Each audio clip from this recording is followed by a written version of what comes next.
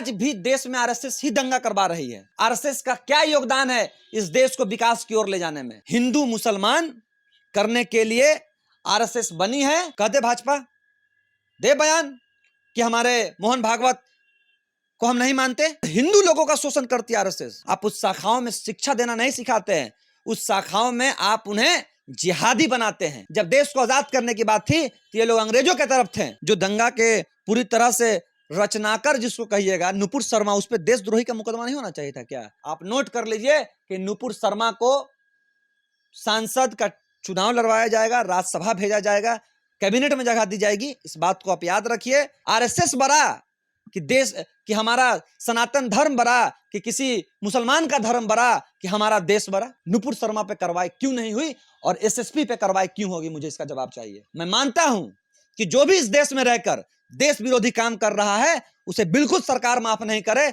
यह देश माफ नहीं करेगा। वो मुसलमान हो या हिंदू हो या वो आरएसएस का ही क्यों ना हो, ऐसे आरएसएस को हिंदुस्तान से कबाड़ फेंकने की जरूरत है। आरएसएस का सिर्फ एक ही विचारधारा है, देश को तोड़ना। हिंदू हिंदू के नाम पे हिंदू का कोई भला नहीं। नमस्कार, मेरा नाम कैफ है। आप द एक्ट्रेस देख रहे हैं। एसएसपी साहब विवादों में घिर गए हैं। उन्होंने जो पीएफआई के कुछ आतंकी गतिविधियों में संलिप्त लोगों को पकड़ा और प्रेस कॉन्फ्रेंस के दौरान उन्होंने कहा था कि ये लोग कह रहे हैं कि जिस तरीके से आरएसएस कार्य करती है उसी तरीके से हम भी करते हैं, जिसके बाद से भाजपा के निशाने पर है। तमाम को लेकर के मांग हो रही है। भाजपा के दरभंगा से सांसद उन्होंने कहा कि एसएसपी पे देशद्रोह का मुकदमा चलना चाहिए और एक विधायक है भाजपा के, उनका कहना है कि इनको बर्खास्त कर देना चाहिए। बात करेंगे मनीष यादव, पटना विश्वविद्यालय के छात्र संघ के अध्यक्ष हैं। एसएसपी साहब को बर्खास्त करने की मांग की जा रही है। आरएसएस और पीएफआई के जब उन्होंने कंपेयर किया था इस मामले में, क्या कहेंगे? देखिए, उनके खिलाफ जो बोलेगा उसको बर्खास्त क्या, उसको लोग सूली पे चढ़ा भी सकते हैं। इनके खिलाफ, आरएसएस के खिलाफ। और मेरा मानना है कि क्या गलत कहा भाई? आप ट्रेनिंग नहीं देते हैं क्या?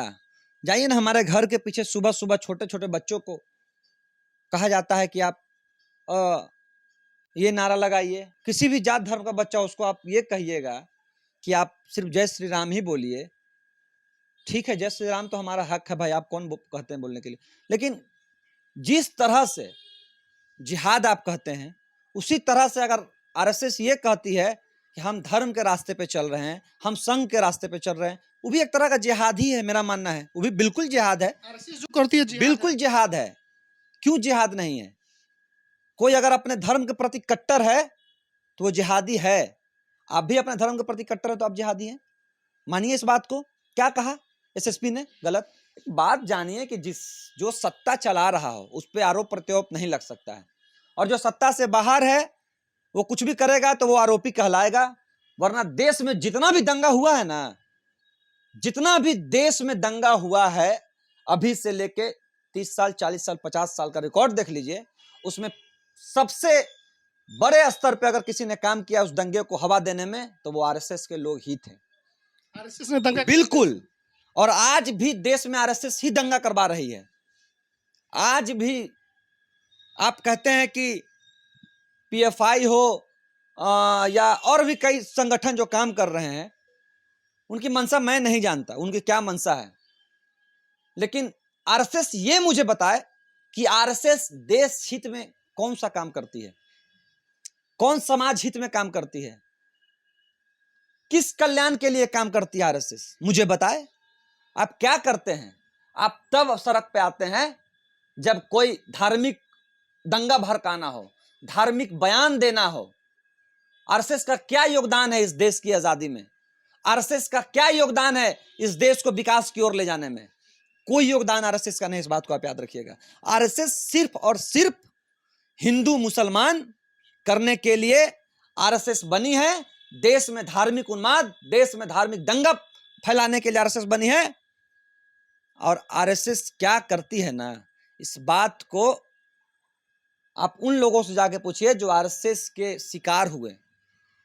कई राज्यों में आरएसएस के द्वारा जिन लोगों का शोषण, हिंदू लोगों का शोषण करती है आरएसएस। ये शोषण करती है। बिल्कुल, हिंदुओं का शोषण करती है आरएसएस। मैं मुसलमानों पे नहीं जाऊंगा, हिंदुओं का शोषण करती है आरएसएस।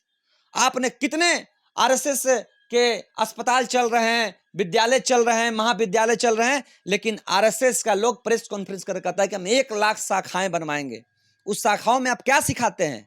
आप उस शाखाओं में शिक्षा देना नहीं सिखाते हैं, उस शाखाओं में आप उन्हें जिहादी बनाते हैं। आरएसएस की शाखाओं में नए छात्र युवाओं को, छोटे छोटे बच्चों को जिहादी बनाया जाता है। आप इस बात को याद रखिए।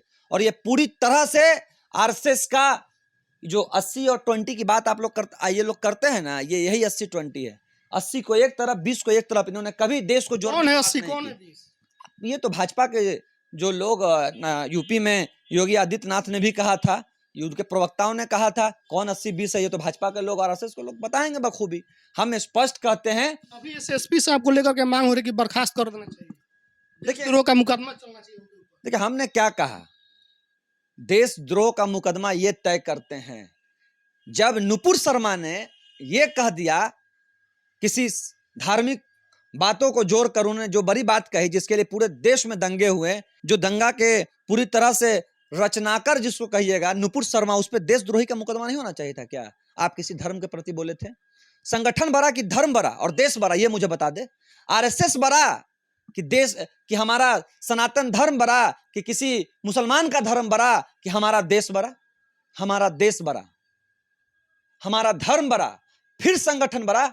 नुपुर शर्मा पे कार्रवाई क्यों नहीं हुई और एसएसपी पे कार्रवाई क्यों होगी? मुझे इसका जवाब चाहिए। एसएसपी ने क्या, ने भाजपा को कंपेयर किया है पीएफआई से। मैंने तो यही कहा कि गलत कुछ नहीं कहा, वहां भी इसी तरह की ट्रेनिंग दी जाती है। उन्होंने ये नहीं कहा, भले उसका तोड़ मरोड़ के बयान दीजिए, लेकिन हम कह रहे हैं कि ये अगर उन्होंने कहा होगा तो बिल्कुल सही कहा होगा कि जिस तरह से पीएफआई ट्रेनिंग देती है, उस तरह से सुबह सुबह 4 बजे सुबह में उठाकर डंडा चलाना, हथियार चलाना, जिहाद की बातें कहना। मुसलमानों के लफ्जों में जिहाद, आपके लफ्जों में, आरएसएस के लफ्जों में जो भी हो, हम तो जिहाद ही कहेंगे।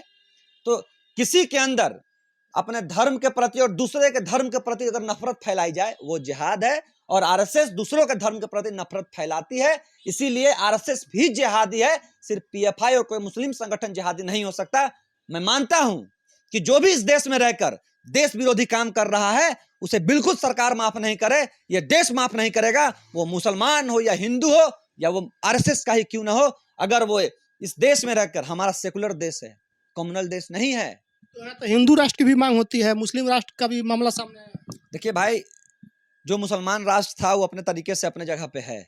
हमारा देश संविधान और लोकतंत्र पे चलने वाला है, और संविधान कहती है कि हमारा देश सेकुलर देश है, हम सेकुलर लोग हैं और लोकतंत्र को मानने वाले लोग यहाँ रहते हैं। और जो देश सेकुलर हो और लोकतंत्र को मानने वाला हो ना, वहां पे आप हिंदू राष्ट्र इसको नहीं कह सकते हैं। इस बात को आप याद रखिए। ये देश सेकुलर राष्ट्र इसको कहिए। देश की आजादी में मुसलमान क्या मानते हैं, हिंदू राष्ट्र या मुस्लिम राष्ट्र की मांग करना कहाँ तक सही है? बिल्कुल सही नहीं है।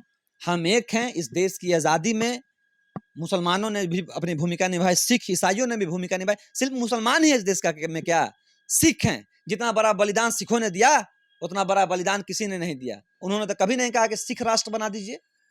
एक बात को स्पष्ट समझिए कि हम, ये लोग इसीलिए इस तरह की बातों को ला रहे हैं, बार बार इस तरह की बातों को ला रहे हैं कि हम शिक्षा और स्वास्थ्य पे बात ही ना कर पाए, हम इस चीज से भटक जाएं, हम हिंदू मुसलमान, हिंदुस्तान पाकिस्तान ये करें, जनहित के मुद्दा दबाने के लिए लाया। बिल्कुल बिल्कुल बिल्कुल। नुपुर शर्मा कभी कहा उन्होंने कि गैस, रसोई गैस महंगा हो गया है? एक औरत थी, उन्होंने कभी कहा कि देश में शिक्षा महंगी हो गई है, स्वास्थ्य महंगी हो गई है? मोहम्मद पैगंबर पे उन्होंने सवाल उठाया। वो जानते थे कि देश में धार्मिक दंगा बढ़ेगा और आने वाले समय में आप नोट कर लीजिए कि नुपुर शर्मा को सांसद का चुनाव लड़वाया जाएगा, राज्यसभा भेजा जाएगा, कैबिनेट में जगह दी जाएगी। इस बात को आप याद रखिए। इसी तरह ये लोग को तो आरएसएस के गोद में ही लोग बैठ के ये लोग काम करते हैं ना।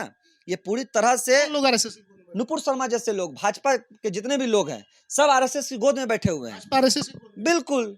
कहते भाजपा दे बयान कि हमारे मोहन भागवत को हम नहीं मानते, आरएसएस प्रमुख को देगा बयान? है हिम्मत भाजपा के किसी भी नेता में, बिहार या केंद्र के? बिहार के मुख्यमंत्री तारकेश्वर प्रसाद ने भरी सदन में ये बात कहा कि हम सब लोग आरएसएस के हैं, जब तेजस्वी यादव ने आरएसएस पे कटाक्ष किया था। हाँ, आप कह दिया। अरे भाई, तो सच कहने में डर कैसा, छुपाते क्यों हैं? आप लोग गोडसे को मानने वाले लोग हैं, आप लोग गोडसे को, गांधी के हत्यारों को मानने वाले लोग हैं। ये तो सही बात है कि ये लोग आरएसएस के लोग हैं, ये वही आरएसएस है जब देश की आजादी में इन लोगों ने अंग्रेजों की चाटुकारिता की थी। ये क्या कहेगा कि हम देश के लिए लड़ाई लड़ रहे हैं? जब देश को आजाद करने की बात थी तो ये लोग अंग्रेजों की तरफ थे। माफीनामा इन लोगों का है और ये बताएंगे। माफीनामा है? आरएसएस में जो लोग थे, आरएसएस में जो लोग थे उनका माफीनामा है। बहुत लोग थे, किसका बात कर रहे हैं भाई आप आरएसएस को जो उस समय जिन्होंने बनाया था, ठीक है, उन लोगों की बात हम कर रहे हैं जो एक मुख्य कमेटी के मेंबर हुआ करते थे आरएसएस के। ये लोग कितना छुपाएंगे भाई?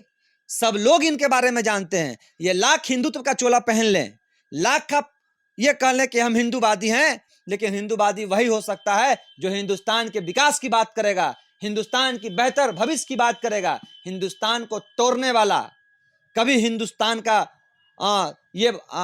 भविष्य की बात नहीं करता हो, जो कभी हिंदुस्तान को बेहतर बनाने की बात ना करता हो, हिंदुस्तान में रहकर हिंदुस्तान को तोड़ने की बात करता है, वही आरएसएस है। और ऐसे आरएसएस को हिंदुस्तान से कबाड़ फेंकने की जरूरत है। आरएसएस का सिर्फ एक ही विचारधारा है, देश को तोड़ना, हिंदू हिंदू के नाम पे।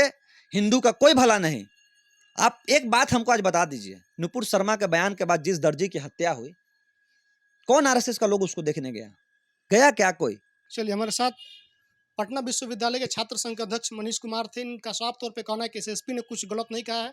आरएसएस ट्रेनिंग देती है और हिंदू के नाम पर हिंदुओं का ही शोषण करती है। आपकी क्या प्रतिक्रिया है?